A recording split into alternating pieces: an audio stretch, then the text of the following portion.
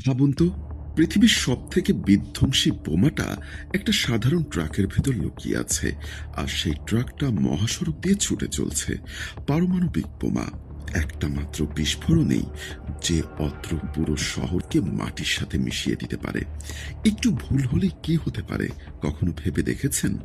যদি এই মারণাস্ত্র ভুল মানুষের হাতে পড়ে যায় বা দুর্ঘটনা ঘটে, ক্ষতি কিন্তু শুধু একটা দেশের হবে না, পুরো পৃথিবী ভয়ঙ্কর পরিণতির মুখে পড়বে। তাই পারমাণবিক অস্ত্র পরিবহনের নিরাপত্তার ব্যাপারে বিন্দুমাত্র ছাড় দেওয়া হয় না। এমন কঠোর নিরাপত্তা বলয়ে ঘিরে রাখা হয় এই কনভয়গুলোকে, যা হয়তো মার্কিন প্রেসিডেন্টের গাড়ি বহরের নিরাপত্তাকেও হার মানিয়ে দিবে।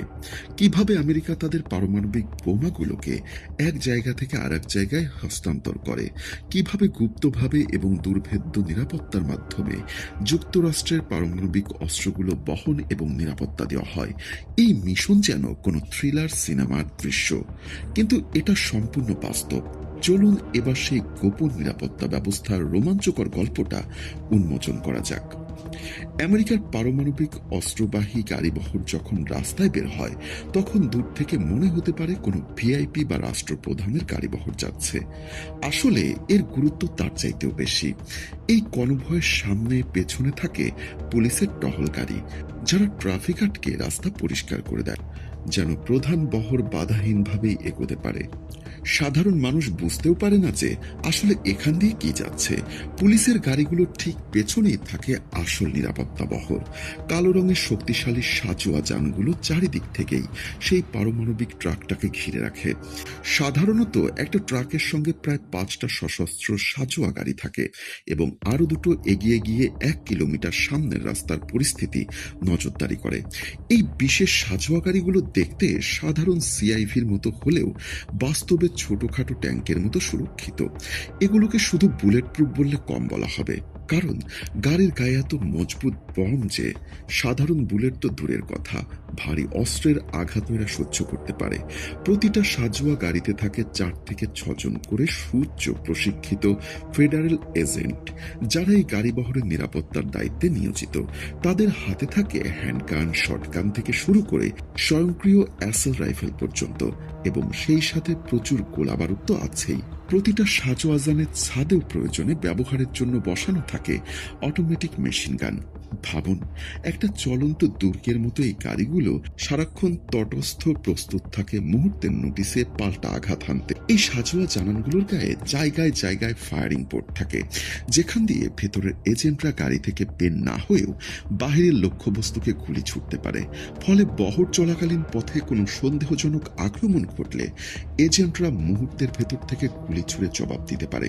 রাস্তা দিয়ে যাবার সময় তারা চারিপাশের প্রতিটা নড়াচড়া তীক্ষ্ণ নজরে পর্যবেক্ষণ করে।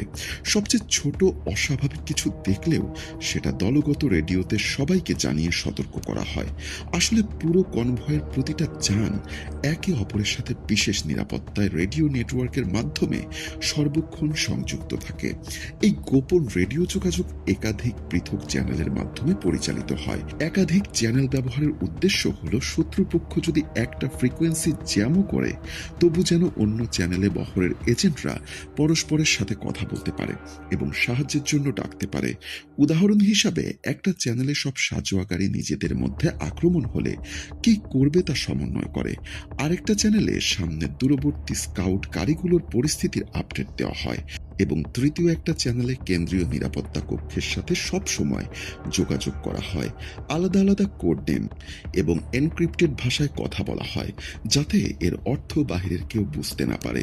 কনভার্টার সাথে যুক্ত থাকে একটা জাতীয় কন্ট্রোল সেন্টার, যা 24 ঘন্টা রিয়েল টাইমে তাদের গতিবিধি পর্যবেক্ষণ করে। কোনো বিপদের আভাস পেলেই এই নিয়ন্ত্রণ কেন্দ্র থেকে সাথে সাথে নিকটবর্তী বিশেষ পুলিশ বাহিনীকে সাহায্য করার জন্য পাঠানো হয়।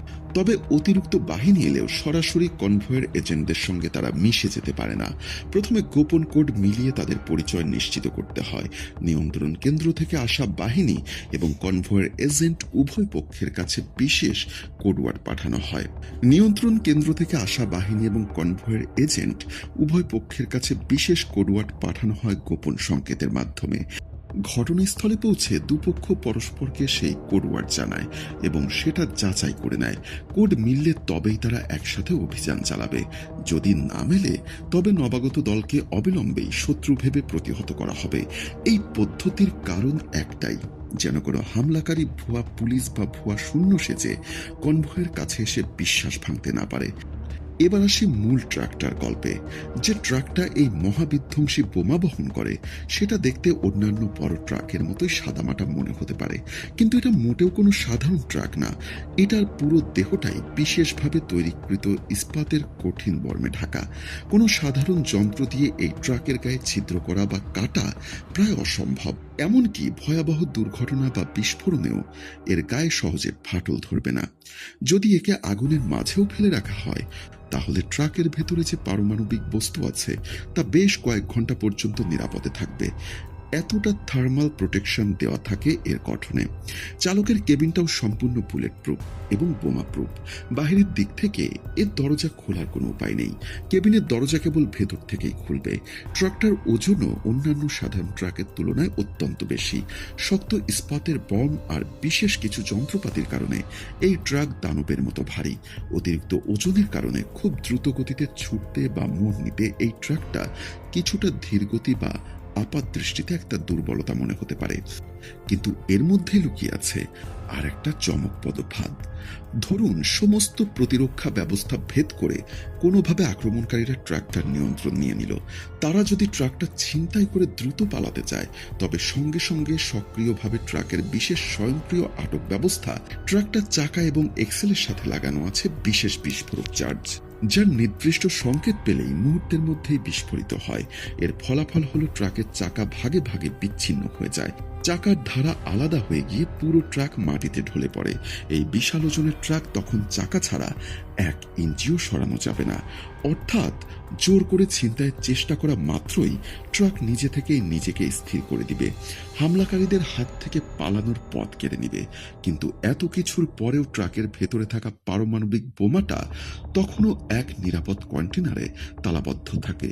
এই পুরো বহর সর্বদা আকাশ থেকেও নজরদারি থাকে। কনভয়ের উপরে আকাশ থেকে ঘুরতে থাকে সশস্ত্র হেলিকপ্টার স্কোয়াড্রন, যারা উপর থেকে পুরো পথটাকে পর্যবেক্ষণে রাখে। এক মুহূর্তের জন্য যেন আকাশপথের নজরদারি দুর্বল না হয়, তাই হেলিকপ্টারগুলো পালাক্রমে দায়িত্ব পালন করে।